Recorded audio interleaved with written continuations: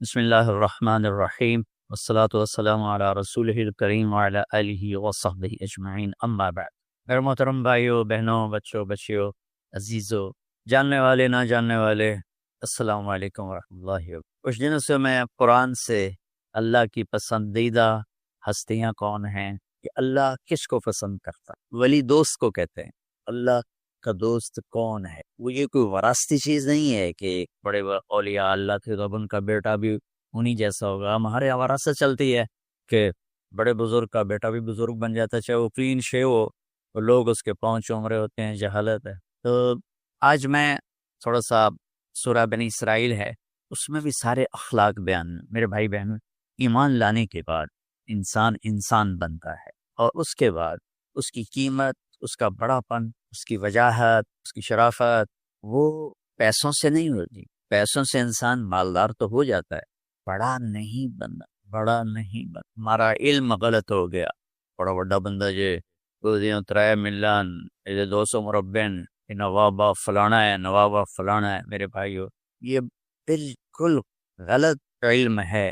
بڑا وہ ہے جسے اللہ پسند کر، بڑا وہ ہے جو میرے نبی کی زندگی کے پیچھے چلے، بڑا وہ ہے جس سے اللہ تعالیٰ راضی ہو جائے، باقی سب چھوٹے چھوٹے۔ تو آج ایک تیسری جگہ سے میں کچھ باتیں قرآن سے عرض کروں گا جن کا تعلق ہمارے ایمان سے بھی ہے، اخلاق سے۔ وہ ہے بسم اللہ الرحمن الرحیم، قضى ربك الا تعبدوا الا اياه بالوالدين احسانا اما يبلغن عندك الكبر احدهما او كلاهما فلا تقل لهما اف ولا تنهرهما وقل لهما قولا كريما واخفض لهما جناح الذل من الرحمة اور رب ارحمهما كما ربياني صغيرا۔ یہ بہت بڑا مضمون ہے۔ اللہ نے قرآن بھر دیا والدین کے خدمت کے لیے، والدین کی اطاعت کے لیے، والدین کی ماننے کے لیے۔ پہلا جملہ ہے اور تیرے رب نے فیصلہ کی، ایک مطلب۔ دوسرا، اور تیرے رب نے حکم کیا کہ بندگی صرف اللہ کی، بندگی صرف اللہ۔ عبد اسے کہتے ہیں جو ہر بات پہ سر جھکائے، عبد اسے کہتے ہیں جو ہر بات پہ بچھ جائے، اس کو عبد کہتے ہیں۔ تو اللہ کہہ رہا ہے میرے بندو، میرا ایک فیصلہ ہے اور میرا ایک حکم ہے، میرے سوا نہ تمہارا ہاتھ کسی کے آگے پھیلے، نہ تمہاری گردن کسی کے آگے جھک۔ ایک دوسرے سے مدد لینا، اس کو ایک دوسرے کی تعاونوں میں آ جاتا، تعاونوا علی البر والتقوی، ایک دوسرے کا ساتھ دو، ایک دوسرے کی مدد کرو۔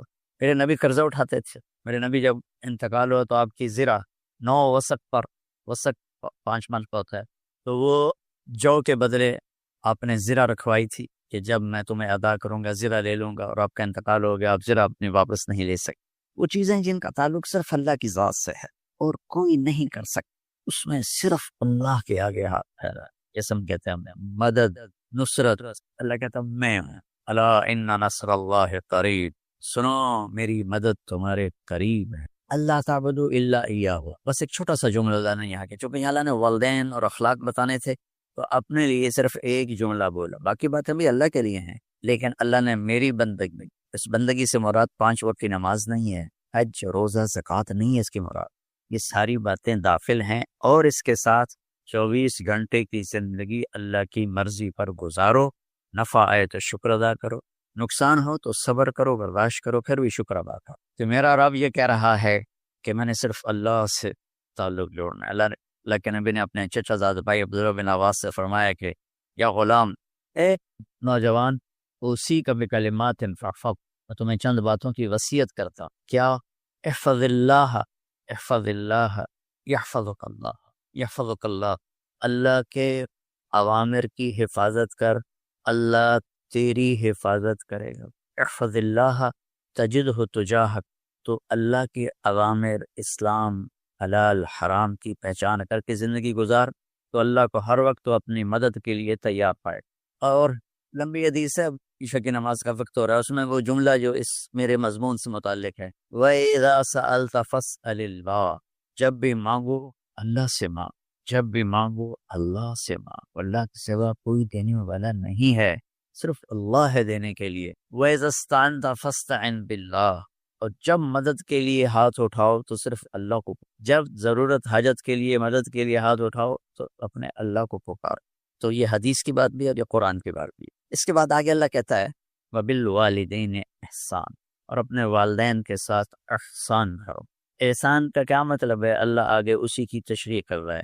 ویسے احسان کا مطلب عربی میں ہوتا ہے کہ جو ہمارا اردو کا احسان ہے، میں تیرے تو احسان کی تمہارے مالکی کر رہے ہیں، یہ بھی مطلب ہے، لیکن احسان کا اصل مطلب ہوتا ہے احسان حسن سے، حسن سے الف، دو الف ملے اور احسان بن گئے۔ احسان کا مطلب ہوتا ہے کسی بھی کام کو جو اب دنیا کا ہے دین کا ہے، اسے انتہائی خوبصورت طریقے سے، جیسے کسی دلہن کا میک اپ ہوتا ہے نا، تو 5-6 گھنٹے 4 گھنٹے کے بعد وہ کہتی ہے جو ہوتی ہے اس کا میک اپ کرنے والی کہ جی بس یہ مکمل ہو اور اب اس سے آگے نہیں، تو آخری انتہا، اچھائی کی آخری انتہا پر پہنچ کے کام کرنے کو احسان کہتے ہیں۔ تو میرا اللہ کہہ رہا ہے میرے بندو اپنے والدین کے ساتھ وہ کرو جو بھلائی کی، خدمت کی، ماننے کی آخری حد ہے۔ سبحان اللہ، بالوالدین احسان، بالوالدین پہلے ہے، احسان بعد میں۔ اللہ تعالیٰ نے باقی سب کو پیچھے کر کے فرمایا کہ دیکھو خاص طور پہ ماں باپ کے ساتھ وہ رویہ کرو کہ ان کے دل سے دعائیں کرو۔ چند دن پہلے ایک والد یوں ہاتھ رکھ کے کہہ رہا تھا اپنے بیٹے، اکلوتا بیٹا، میں منگنا اللہ کو لوں، اللہ تو انشاءاللہ ہے۔ باپ بیٹے کے لیے یہ دعا مانگ رہا تھا اور بیٹا اکیلا ہے، یہ بد دعا باپ کر رہا تھا۔ سمجھو ایسی اولاد نہ بنو۔ اس ماں نے پیٹ میں 9 مہینے اٹھایا، پھر جننے کی تکلیف برداشت کی۔ ایک شخص آیا حضرت عبید بن عمیر کے پاس کہ حضرت میں نے ماں کو اپنے کندھے پہ بٹھا کے پیدل حج کرایا ہے، مینا لے گیا، عرفات لے گیا، مزدلفہ، پھر مینا، پھر مکہ، تو کیا میں نے ماں کا حق ادا کر دیا؟ انہوں نے فرمایا ولا تلقۃ واحدہ، بیٹا ابھی ایک تلقہ کا حق بھی ادا نہیں۔ تلقہ کسے کہتے ہیں؟ جب بچہ پیدا ہونے کا وقت آتا ہے تو ماں کو دردوں کی لہریں اٹھتی، وہ اتنی خوفناک ہوتی ہیں کہ ماں چیخ کے رہ جاتی، اور بعض اوقات ڈلیوری لیٹ ہو جاتی ہے تو وہ تڑپتی ہے، روتی ہے۔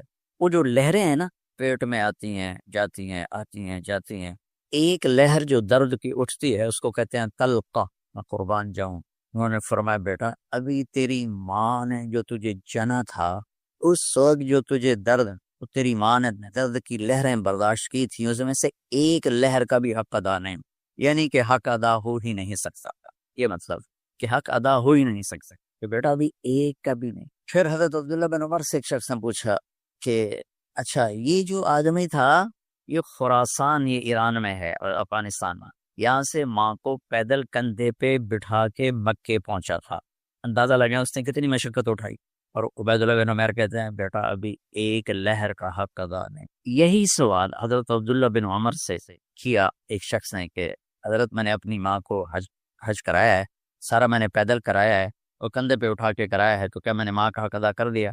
ولا ظفرتن وا، کہ بیٹا تیری ماں نے تجھے پالتے ہوئے جو تھک کے لمبے لمبے سانس لیے، ہوکے بھرے، ابھی ایک ہوکے کا حق بھی ادا نہیں ہو، یعنی حق ادا ہو ہی نہیں سکتا۔ تو احسان کی آگے تشریح آ رہی ہے۔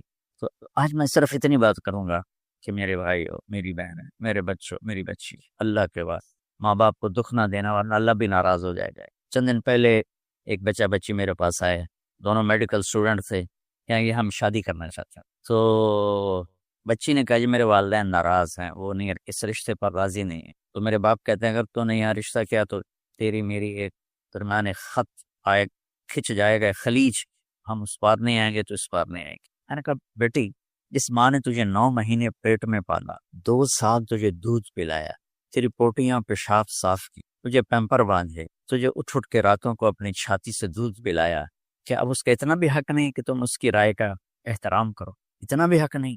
تو میں نے کہا بیٹا میری کوئی رائے نہیں ہے، تو اگر تیرے ماں باپ راضی ہیں تو بسم اللہ ضرور کر، اگر راضی نہیں ہیں تو موت تک تجھے ماں باپ کی دعا نہیں ملے گی، اور ماں باپ کی دعا نہ ملی تو کچھ بھی نہیں ملے۔ تو بھائیو دوستو، خاص طور پر آج کے کالج کے نوجوان بچے بچیاں ماں باپ کے ساتھ بہت بدتمیزی کرتے ہیں، چونکہ اس میں والدین کا پہلا قصور ہے کہ انہوں نے ان کو دین نہیں سکھایا۔ بچپن میں انگلش میڈیم اسکول، پھر او لیول، پھر اے لیول، انہیں کیا پتا ماں کون ہے باپ کون ہے۔ پرانی بات ہے، ایک شخص اپنے بیٹے کو لے کر آیا کہ یہ میرا بچہ ہے اور یہ فلاں جگہ شادی کرنا چاہتا ہے، اور ہم میں سے کسی کی رائے نہیں ہے اور یہ مانتا نہیں ہے، اور اس کے ساتھ اس نے دھاڑے مار کے رونا شروع۔ تو میں نے بچے کو دیکھا تو یوں کر کے بیٹھا تھا، اس کا باپ رو رہا ہے، ہچ وجہ سے بیٹھا ہوا ہے۔ تو مجھے اچانک خیال آیا تھا، میں نے کہا شیخ صاحب اس کو کہاں پڑھایا تھا؟ کہا جی امریکن اسکول۔ اس کے بعد آسٹریلیا بھیجا تھا مزید تعلیم کے لیے کہ شیخ صاحب اس بچے کا کوئی قصور نہیں، آپ کا قصور۔ اس کو تو پتہ ہی نہیں میری ماں کیا ہے، میرا باپ۔ ایک ہماری تہذیب تھی وہ ختم ہو گئی، اس میں علم نہیں بھی تھا تو ماں باپ، میں نے اپنی آنکھوں سے دیکھا، میں نے اپنے دادا کو دیکھا لیکن وہ یاد نہیں، لیکن جو میرے دادا کے چھوٹے بھائی تھے ان کو میں سنبھلتا ہوں، ان کو میں نے دیکھا ہے، تیسری چوتھی جماعت تک تھا، 61 ان کا انتقال ہوا، میری 9 سال عمر، تو 8 سال۔ ان کے بیٹے جوان تھے اور ڈیرے میں جب وہ بیٹھتے تھے تو ان کے بچے ان کے سامنے نہیں بیٹھتے تھے، ان کی پیٹھ کے پیچھے بیٹھ، اتنا ادب، حالانکہ چاروں کے چاروں دین نہیں جانتے، تہذیب تھی، ثقافت تھی جو آج کی تہذیب میں ہم سے سب کچھ چھین۔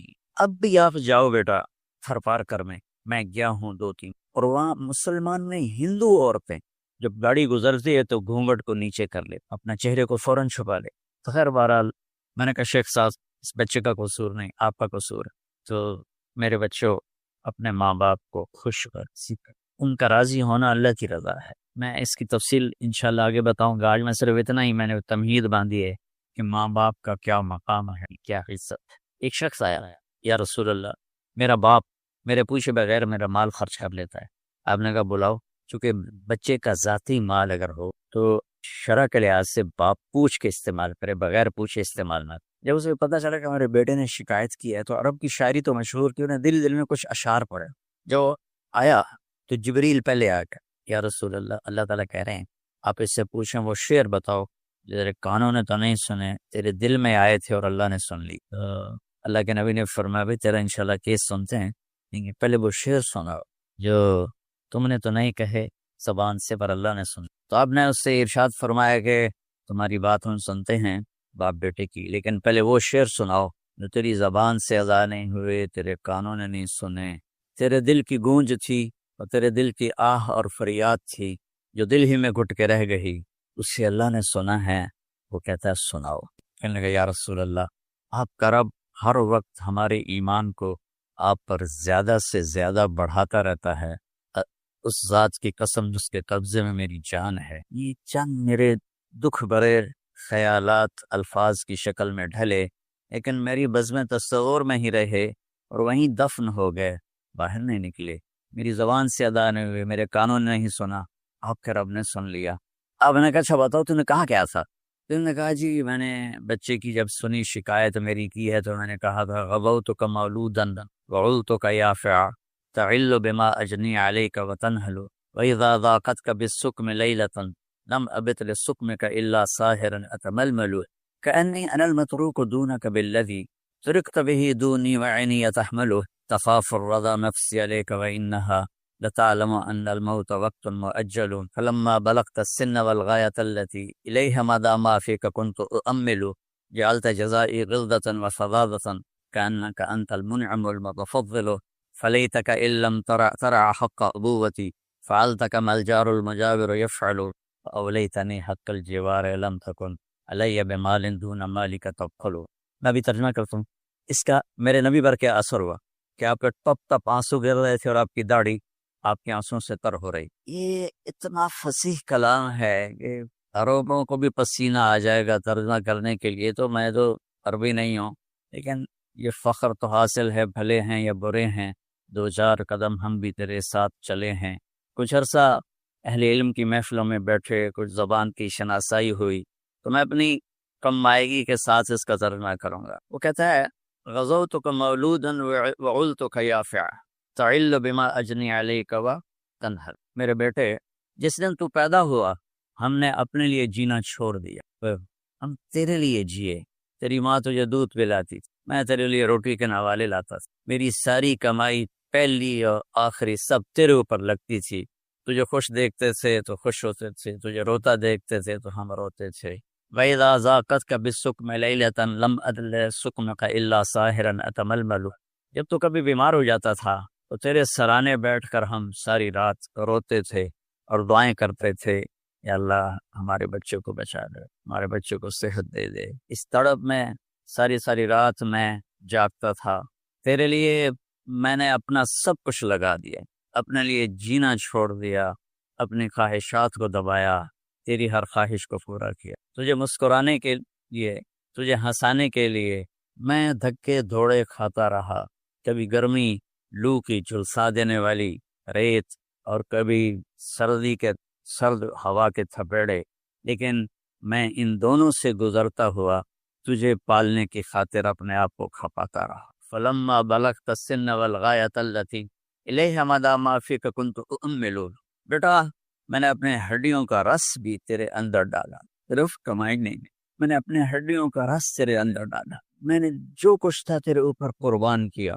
تجھے مسکراتا دیکھ کر میں اپنے غم بھولتا تھا، تجھے ہنستا دیکھ کر مجھے دکھ بھول جاتے، اور پھر آہستہ آہستہ آہستہ میری ہڈیوں کا گودا، میری کمائی تیرے اندر گئی، اور تو ایک خوبصورت درخت کی طرح بڑھتا چلا گیا، بڑھتا چلا گیا، بڑھتا چلا گیا، بڑھتا چلا گیا، اور میری بڑھاپے نے کمر جھکا دی اور میں جھکتا چلا۔ میرا خیال تھا کہ جیسے میں اس کی انگلی پکڑ کے چلتا تھا، اب میری باری ہے، یہ میری انگلی پکڑ کے چلے گا، جیسے میں اسے سینے سے لگاتا تھا، پیار کرتا تھا، جھولے جھولاتا تھا، باغ میں لے جاتا تھا، یہ ساری اس کی تعبیرات کے اندر داخل ہے، الفاظ میں نہیں ہے۔ تو مجھے خیال آتا تھا جب میں بوڑھا ہو جاؤں گا نا تو میرا بیٹا بھی مجھے ایسے ہی لے کے کرے، میرا بیٹا بھی میری سنے، یہ 100 دفعہ پوچھتا تھا یہ کیا ہے، اور میں ہر دفعہ جواب دیتا تھا یہ ہے۔ تو اب میں بوڑھاپے میں اس سے بات کروں گا، یہ میری بات سنے گا، میں اس کو نوالے کھلاتا تھا، یہ مجھے روٹی کھلائے گا، میں اس کا انگلی پکڑ کے چلتا تھا، یہ میرا ہاتھ پکڑ کے چلے گا۔ میری کمر بڑھاپے نے جھکا دی اور میں ایک خشک پیڑ کی طرح ہو گیا، اور جوانی نے تیری کمر کو سیدھا کیا اور تو ایک تر و تازہ درخت بن۔ تو مجھے خیال آیا کہ میں نے 20 سال اس بچے کو پالا ہے، ابھی اپنی ماں اور باپ کو دیکھے گا، لیکن ایک دم اچانک کیا ہوا، فلما بلغت السن والغایۃ الیہ مدی ما فیک، جب تو اس عمر کو پہنچا جس میں ہماری امیدیں تیرے ساتھ لگ گئیں، ہمیں بڑھاپے نے بے آسرا کر دیا، اور تیری جوانی نے تجھے ہمت دے دی، اور ہمارا خیال آیا کہ اب یہ ہمارے ساتھ وہی کرے گا جو ہم نے اس کے ساتھ کیا۔ لیکن کیا ہوا، جعلت جزائی غلظۃ وفظاظۃ کأنک انت المنعم المتفضل، اتنا بدتمیز ہوا، تیری زبان چھری بن گئی، تیرا رویہ زہر بن گئی، اور میری ساری زندگی کی محنت کا بدلہ تو نے مجھے نافرمانی سے دیا، بد اخلاقی سے دیا، بدتمیزی سے دیا۔ میں حیرت بھری نظروں سے تجھے دیکھتا رہا، اور میں اپنی پچھلی 20 سالہ زندگی کو جھٹلاتا رہا کہ میرے خیال میں اس کا نوکر ہوں، اور یہ میرا مالک، میں اس کا باپ ہوں، میں اس کا نوکر ہوں، ماں باپ کے ساتھ ایسا کوئی نہیں، یہ میرا مالک ہے اور میں اس کا نوکر ہوں، اس لیے مجھے ڈانٹ رہا ہے۔ اتنے بچوں کو میں نے یہ کہتے سنا اپنے باپ کو، تو میرے واسطے آج تک کی، تو میرے واسطے آج تک بنایا کی، اور جو آپ بے بسی کی تصویر بنا ہوتا تھا وہ شکلیں بھی میرے سامنے ہیں۔ ہمارا دیہاتی ماحول زمیں دارا ماحول ہے، اب تو شہروں میں بھی یہی حال ہے، جس نے وہ لیول اے لیول کیا اسے کیا پتا ماں کسے کہتے ہیں، باپ کسے۔ میں نے اپنی آنکھوں سے باپ کی بے بسی اور بیٹے کا غرانہ ایک دفعہ نہیں کتنی دفعہ دیکھا۔ تو میرے واسطے آج تک کی تھا، تو میرے واسطے آج تک بنایا ہے۔ وہ کہتا اچھا میرا بچہ جدا جوان ہو سو آپ پہ سمجھ جسو۔ جبریل انسانی شکل میں آئے کہ یا رسول اللہ کچھ سوال کی، قیامت کب آئے گی؟ کہ اللہ کو پتہ ہے، کہ کوئی نشانی؟ اور میں جب دیکھو کہ بیٹیاں بھی ماؤں کو نوکر کی طرح دھتکار رہی ہوں تو سمجھنا قیامت آنے والی۔ کچھ عرصہ پہلے ایک بچی اور ماں، تو ماں کچھ بات کر رہی تھی اور بیٹی کہہ رہی تھی بھوک نہیں بھوک نہیں، اور اس کی ماں کے خون سے بھرے ہوئے آنسو بہ رہے تھے، اس کی ہچکیاں لگ رہی تھی کہ یہ وہ ہے جس کو میں نے اپنے پیٹ سے جنا، اور اپنی چھاتی کا دودھ پلاتے پلاتے پلاتے میں نے کتنی تکلیفیں برداشت کی، اور آج کر یہ بھوک نہیں ہوئی۔ کمال کے میں سوچ رہا ہوں جب میرا یہ حال ہے 1400 سال بعد کے میرے آنسو نہیں رک رہے، تو اللہ کے نبی زارو قطار روئے تھے، داڑھی آنسوں سے تر ہوگی۔ کہا بیٹا جب تو نے میری ساری زندگی کی محنتوں کا بدلہ بدتمیزی سے دیا، گالی گلوچ سے دیا، دھکے دے کر باپ کو گھر سے نکال دیتے، تو بیٹا میں یہ سمجھا کہ تو نے ایک خواب دیکھا تھا، تو نے ایک خواب دیکھا کہ تو باپ ہے اور یہ بیٹا۔ اصل حقیقت یہ ہے کہ یہ مالک ہے اور میں نوکر ہوں۔ پھر آگے کہتا فلیتک ان لم ترى حق ابوتی فعلتک ما الجار المجاور۔ اچھا چلو بیٹا تو نے مجھے باپ تو نہ سمجھا، چلو ایک پڑوسی سمجھ لو۔ عرب میں پڑوسی کا بہت خیال کیا تھا، یہ عرب کی شان تھی کہ اپنے پڑوسی کو وہ عزت دیتے تھے جو اپنے گھر میں ایک دوسرے کو عزت دیتے. تو اس نے پھر اس کی طرف اشارہ کیا کہ اگر میں تیرا باپ نہیں ہوں، تیرے رویوں کو دیکھ کر تو یہی لگتا ہے کہ میں تیرا نوکر ہوں، تو میرا مالک. تو چلو اتنا تو کر دے جتنا ایک پڑوسی کے ساتھ کرتا ہے. فَأَوْلَيْتَنِي حَقَّ الْجِوَارِ وَلَمْ تَكُنْ عَلَيَّ بِمَالٍ دُونَ مَالِكَ تَبْخَلُ. تو پڑوسی پر تو عرب خرچ کرتے ہیں، تو بھی تھوڑا سا میرے اوپر خرچ کر دیتا، اور تو بخیل نہ بن، اور میرے خوابوں کو چکنا چور کر دیا، میری امیدوں پر پانی پھیر دیا، میرے بڑھاپے کو ذلت اور رسوائی میں بدل دیا. اچھا میرا پتر جا خوش رہو. ماں باپ کہاں بد دعائیں کرے. تو میرے نبی کی آنکھ سے آنسو کی ساری داڑھی کر پھر. تو آپ نے بچے کو گریبان سے پکڑا، جھٹکا دے کر دھکا دے کر دفع ہو جا. انت ومالک لابی، تو اور تیرا سب کچھ تیرے باپ کا. حضرت علی رضی اللہ تعالیٰ عنہ سے کسی نے پوچھا کہ آپ کے بیٹے حسن کیسے بیٹے ہیں؟ کہا حسن میرا وہ بیٹا ہے کہ جب میں چلتا ہوں تو میرے آگے نہیں چلتا، میرے پیچھے چلتا ہے. جب کہیں بیٹھنے کا موقع آتا ہے تو یہ پہلے نہیں بیٹھتا، پہلے مجھے بیٹھاتا ہے، پھر خود. جب کھانے پر بیٹھتے ہیں تو یہ روٹی کی طرف ہاتھ نہیں بڑھاتا جب تک میں نہ بڑھاؤں، یہ سالن کی طرف ہاتھ نہیں بڑھاتا جب تک میں نہ بڑھاؤں. میں کمرے میں ہوں تو یہ چھت پہ نہیں چڑھتا کہ میرے باپ کی بے ادبی ہو جائے گی. میں حالانکہ چھت پہ چڑھنا ضرورت کے لیے ہوتا ہے، لیکن قربان جائیں اہل بیت کے ایسے ہی اخلاق ہوتے ہیں، آل رسول ایسے ہی.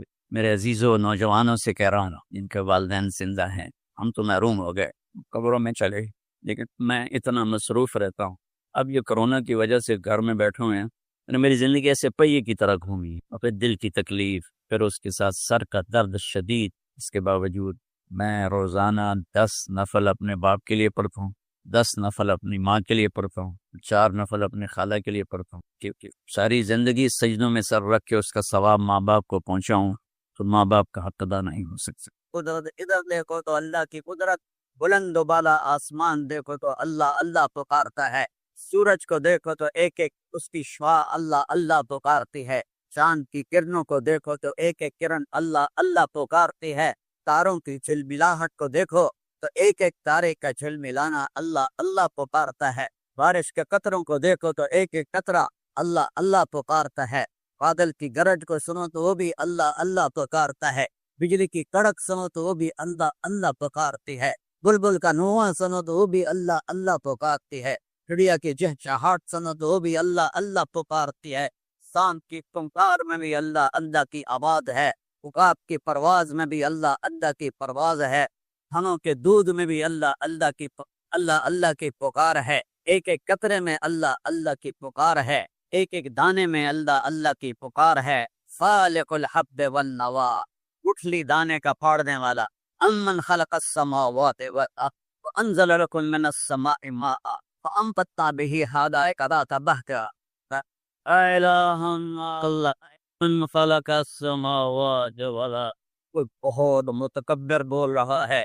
امن خلق السماوات انزل لكم من السماء ماء انبتنا به حدائق ذات بهجة ما كان لكم تم رہا. الہ اللہ، جیسے آپ لوگ نعرے نہیں لگا تو میرا اللہ تو ہر تشبیہ سے پاک ہے. الہ اللہ، ہے کوئی تیرے اللہ کے سوا؟ لاؤ میدان میں، یہ ہے تو لاؤ، یہ ہے تو لاؤ. ھذا خلق اللہ ارونی ماذا خلق الذین من دونہ. یہ تو تیرے رب کی تخلیق ہے. آسمان کو بلند کیا. دیکھو مفتی صاحب کی مسجد میں کتنے ستون ہیں، یعنی کہ چھوٹا سا حال ہی ہے، کتنے ستون ہیں. اور میرا اللہ کہتا ہے یہ میرا آسمان ہے بغیر عمد. کوئی ستون نظر آتا ہے؟ ہل ترى من فطور، کوئی شگاف کوئی پھٹن نظر آتی ہے؟ فمرجع البصر، ایک دفعہ نہیں، لاکھوں دفعہ نہیں، تو دیکھتا جا دیکھتا دیکھتا دیکھتا جا. کرتین، کیا ہوگا پھر؟ ینقلب الیک البصر خاسئا وهو حسیر. تیری آنکھیں ناکام لوٹیں گی. تو اپنے رب کے آسمان میں نہ پھٹن دکھائے گا نہ کمی دکھائے گا. تاروں کی گردش دیکھو، سورج چاند کی گردش دیکھو. الشمس تجری لمستقر لها ذلك تقدیر العزیز العلیم. والقمر قدرناه منازل حتى عاد كالعرجون القدیم. للشمس ينبغي لها ان تدرك القمر ولا الليل سابقها وكل في فلك يسبحون. یہ آیات ہیں پڑھنے، یہ آیات ہیں سمجھنے اور سمجھانے کی کہ اللہ کو تو سمجھو، بولو تو آپ جانتے ہی نہیں، آپ آپ اس کی بات کو کیا وزن دو گے؟ جتنی کہ آپ کے دل میں ہیبت ہوگی اس کی بات کا وزن ہوگا۔ تو اللہ کو تو جانتے ہی نہیں ہیں، اللہ کو پہچانتے نہیں ہیں، تو قرآن کیسے پہچانیں گے؟ لو انزلنا هذا القرآن على جبل لرأيته خاشعا متصدعا من خشیۃ اللہ۔ لیکن قرآن والے کا پتہ ہوگا تو قرآن کا پتہ ہوگا۔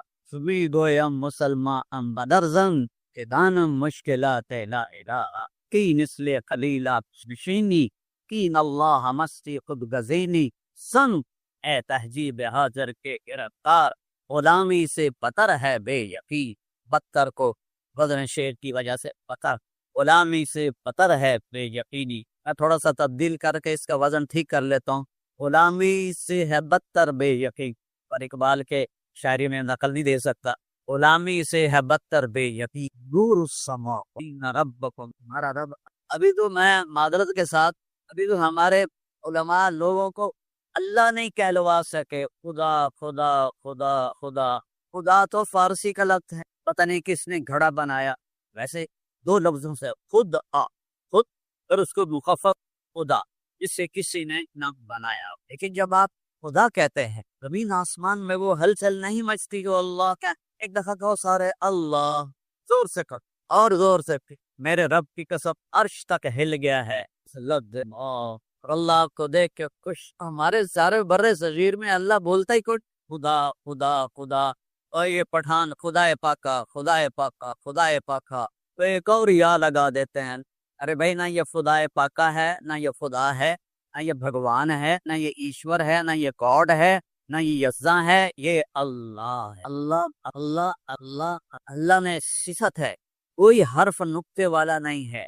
خدا میں نقطے والا حرف ہے، نقطے والے حرف کمزور ہوتے ہیں اور بغیر نقطے والے طاقتور ہوتے ہیں، جن کو حروف مہملہ کہتے ہیں، اور حروف معجمہ جن پہ نقطہ ہوتا ہے۔ تو حروف مہملہ طاقتور ہیں کہ انہیں کسی کی ضرورت نہیں ہے اپنا مطلب بتانے کے لیے، اور حروف معجم کو نقطے کی محتاجی ہے، ایک کی، دو کی، سندھی میں 4 نقطے بھی لگائے جاتے ہیں۔ پھر لفظ اللہ میں 4 حرف، الف لام لام ہا۔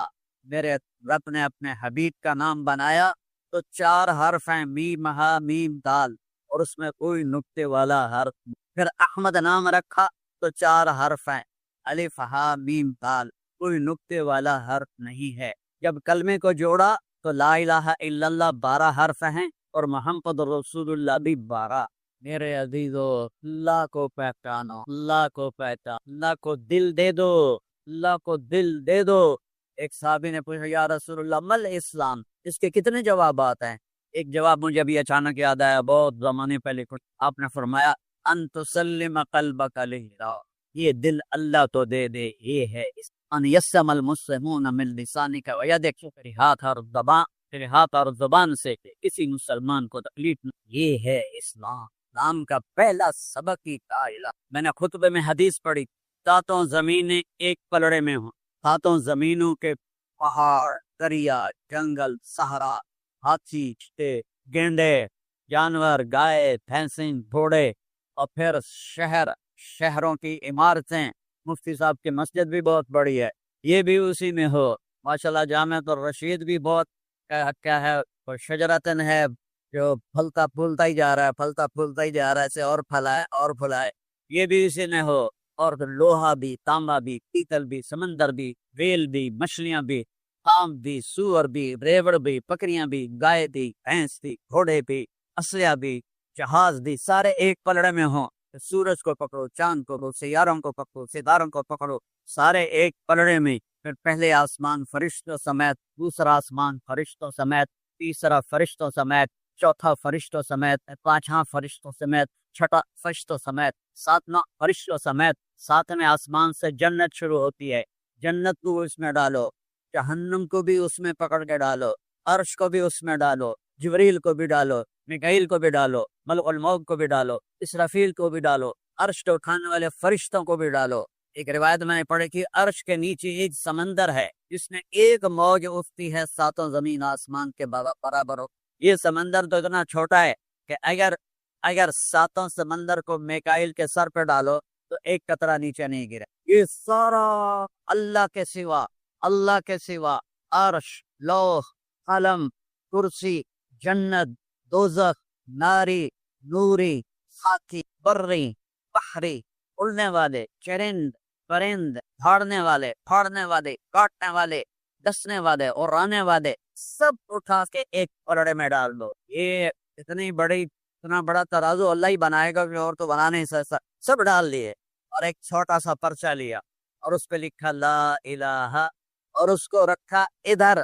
تو میرے نبی کا فرمان ہے لرجحت بہن لا الہ، تو یہ ایک کاغذ کا پرزہ جس پہ لا الہ الا اللہ لکھا ہوا ہے وہ تو ہوا میں اڑا دے گا۔ یہ میرے رب کے نام میں اتنی طاقت ہے، ذات میں کتنی طاقت ہوگی۔ ان القوۃ للہ جمیعا ان الامر کلہ للہ للہ الامر من قبل ومن بعد ان الحکم الا للہ قل اللہم مالک الملک یمسک السماوات والارض ان تزولا۔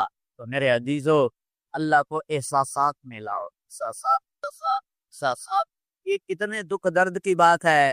ایک مولانا صاحب نے مجھ سے اتنی بحث کی کہ منطق کے بغیر تو قرآن بھی سمجھ میں نہیں آتا، کیا پھر تو ہمارے نبی کو بھی سمجھ میں نہیں آیا ہوگا منطق کے بغیر؟ اتنا اندھیرا، کوئی آواز نہیں نکال سکتا۔ میں تو چونکہ عادی ہو گیا ہوں نا گانے سننے کا، لہذا میں تو کہتا ہوں یہ منطق کیوں رکھی ہوئی ہے۔ اس کا لانے والا مامون تھا جو حافظ قرآن تھا، حافظ حدیث تھا، اتنے بڑے علم والا تھا، اور منطق کو لانے والا مامون، اور وہ خلق قرآن کا قائل ہو گیا منطقی دلائل سن کر، اور کتنے علماء کو قتل کروایا، کتنوں کو قید کروایا، اور محتسب مرتے ہوئے ہدایت کر گیا، وصیت لکھ گیا وقت دے ہدیہ پی کا قرآن۔ محتسب کو ہدایت کر گیا اپنے بھائی کے عقیدے پر قائم رہنا۔ محتسب کا بیٹا تھا واسق، وہ اپنے بیٹے کو ہدایت کر گیا ہمارے اپنے عقیدے پر قائم رہنا۔ نے سب سے پہلے منطق لانے والے کو گمراہ کر دیا۔ قرآن خالص، اللہ تعالیٰ نے خالص کی ایک مثال دی ہے، حصے مثال دی، اسقیکم من بین فرث و دم لبنا خالصا۔